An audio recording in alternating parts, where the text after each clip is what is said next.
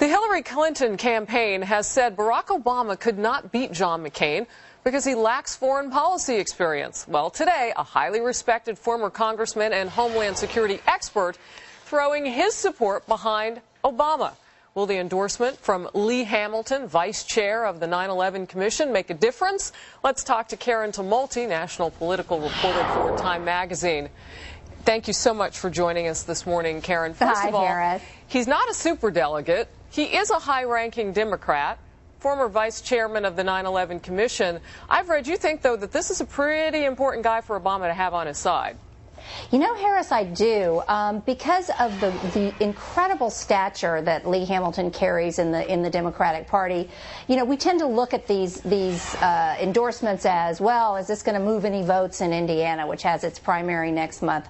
But the fact is that for over 20 years, through some very, very difficult times for the Democrats, Lee Hamilton has been almost a unique voice in the party, real stature. When I started covering Capitol Hill 20 years ago, Lee Hamilton was almost a rudder for his party in the House. Since then, he's been chairman of the House Intelligence Committee, chairman of the House Foreign Affairs Committee, the vice chairman of the 9/11 Commission, the co-chairman of the Iraq Study Group. You just really don't see credentials like this very often. So he's got an impressive resume. The question is, can he help shore up what arguably is a gap in Obama's resume?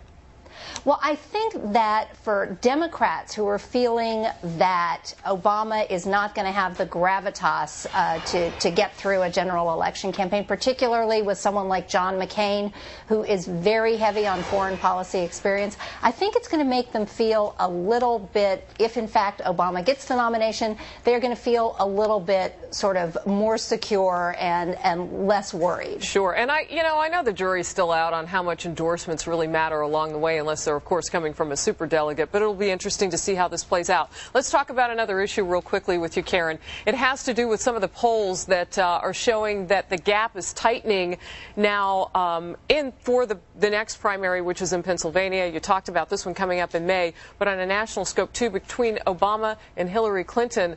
What do you think about that? In fact, they're tied in one of these polls. That's right. The polls in Pennsylvania, a state that should be very good for Hillary Clinton, it has a demographic that suits her like few others do. Look how tight it is there. 45-43. And this is, you know, you can discount one poll here versus one poll there. Sure. But the polls overall do seem to be pointing to a much tighter and tightening race. And this is, you know, again, this is a state that if Hillary Clinton cannot win it on April 22nd, it's going to be hard to see how she goes on. All right, Karen Tumulty, thank you so much for joining us this morning. Thank you, Harris.